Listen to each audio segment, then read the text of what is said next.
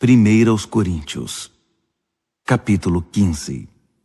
Amigos, permitam-me repassar a mensagem com vocês mais uma vez. A mensagem que proclamei foi recebida por vocês. Nela vocês permanecem firmes e por ela foram salvos. Entendo que a fé que possuem é verdadeira, não um interesse passageiro, e que nela estão firmes de verdade. A primeira coisa que fiz foi apresentar a vocês de coração a mensagem que recebi. O Messias morreu pelos nossos pecados, exatamente como dizem as Escrituras. Foi sepultado e se levantou da morte no terceiro dia, mais uma vez, exatamente como dizem as Escrituras. Falei a vocês que ele apareceu vivo a Pedro, depois aos seus seguidores mais próximos e mais tarde a mais de 500 seguidores ao mesmo tempo. Muitos deles estão por aí, ainda que alguns já tenham morrido. Depois, ele passou um tempo com Tiago e com o restante dos que chamou para falar em seu nome. E finalmente apareceu vivo a mim. Faz todo sentido que eu viesse por último, pois nem mereço ser incluído no grupo original, como vocês bem sabem, já que passei anos perseguindo a Igreja de Deus. Mas a mim foi concedida a graça bondosa de Deus. E a ela devo tudo que sou. Não posso permitir que sua graça seja desperdiçada. Não trabalhei mais que qualquer um dos outros, embora os resultados não tenham dependido de mim, mas sim de Deus que me deu sua graça. Então não faz diferença se vocês ouviram a mensagem de mim ou de outro. Nós falamos a verdade de Deus e vocês a receberam e creram. Agora quero fazer uma pergunta difícil, mas importante. Se vocês se tornaram cristãos crendo que Cristo está vivo, ressuscitado dos mortos, como podem alguns de vocês afirmar que não há ressurreição? Se não há ressurreição, Cristo não está vivo. Se Cristo não ressuscitou, tudo o que ensinamos a vocês está errado, e vocês investiram a vida em uma ilusão. Além disso, se não há ressurreição, somos culpados de mentir a vocês sobre Deus, e tudo o que apresentamos como testemunho de que Deus ressuscitou Cristo não passa de engano. Se os mortos não podem ressuscitar, então Cristo não ressuscitou, porque ele morreu de fato. E se Cristo não ressuscitou, vocês continuam na escuridão, mais perdidos do que nunca. Para quem morreu, é ainda pior, porque morreram esperando a ressurreição em Cristo. Se tudo que temos de Cristo serve apenas para alguns poucos anos de vida, coitados de nós. Mas a verdade é que Cristo ressuscitou, sendo o primeiro de muitos que voltarão à vida. Há aqui um paralelo importante a ser ressaltado. No princípio, a morte nos alcançou por causa de um homem. Mas agora, a ressurreição dos mortos também nos alcança por causa de outro homem. Todos morrem em Adão, e todos tornam a viver em Cristo. Mas temos de esperar nossa vez. Cristo é o primeiro. Depois, os que estarão com ele em sua vinda, a grande consumação.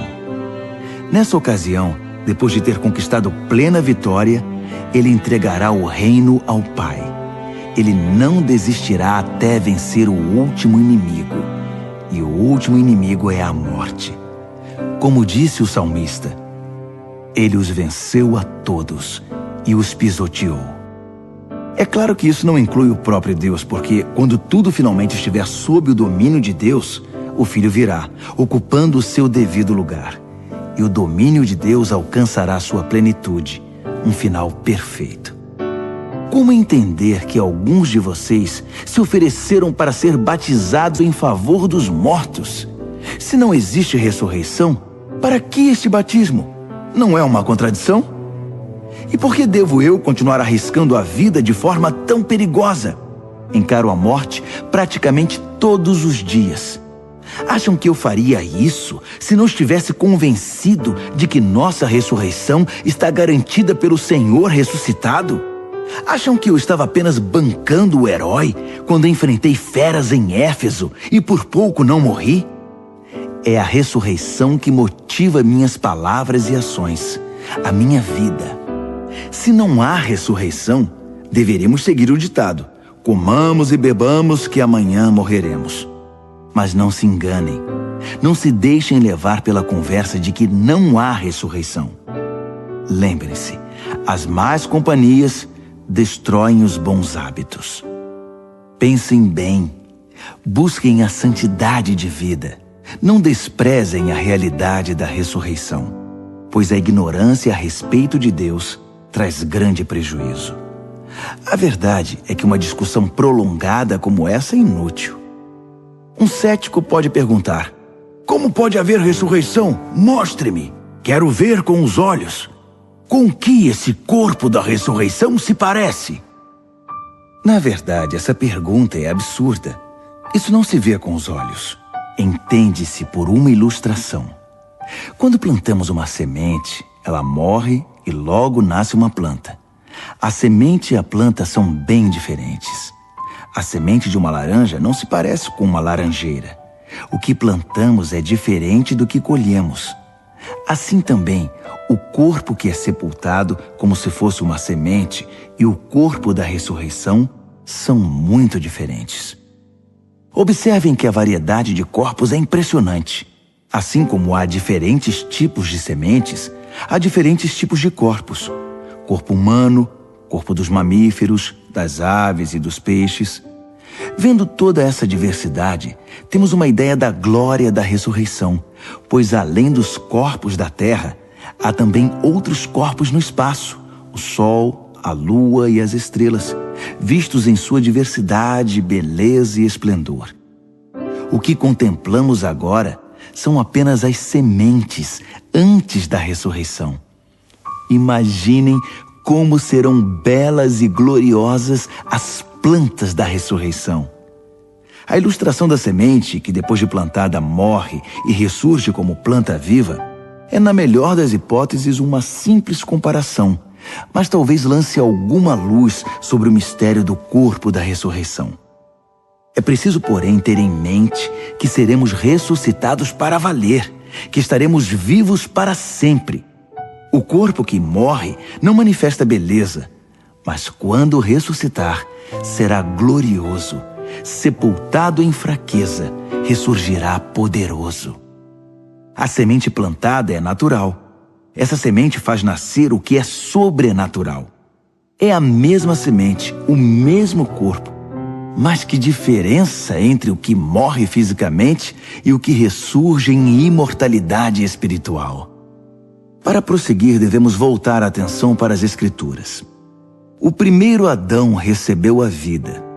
Cristo, o último Adão, é espírito doador de vida.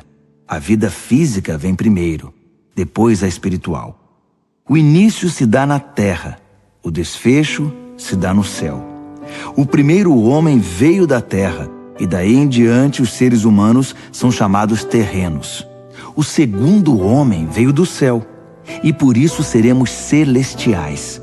Assim como somos o reflexo do que está em nossa origem terrena, seremos o reflexo do nosso desfecho celestial. Amigos, eu preciso enfatizar que a vida natural terrena não nos leva ao reino de Deus. Sua própria natureza é morrer. Portanto, ela não poderia terminar naturalmente na vida do reino que dura para sempre.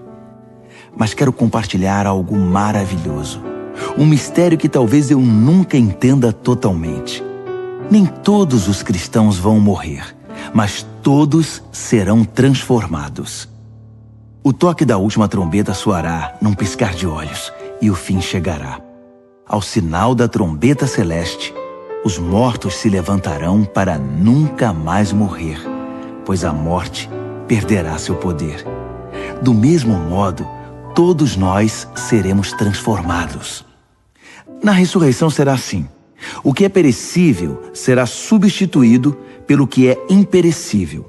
O mortal substituído pelo imortal. Então fará sentido o ditado: finalmente foi a morte derrotada pela vida.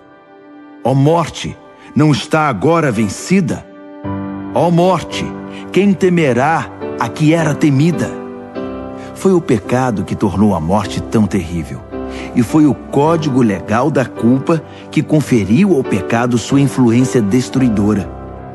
Mas agora, graças a Deus, que por um só ato vitorioso da vida, derrotados estão o pecado, a culpa e a morte. E tudo graças ao nosso Senhor Jesus Cristo. Diante de tudo isso, prezados amigos, permaneçam firmes. Força! Nada de desânimo. Dediquem-se inteiramente ao trabalho do Senhor, pois nada do que fazem para Ele jamais será perda de tempo.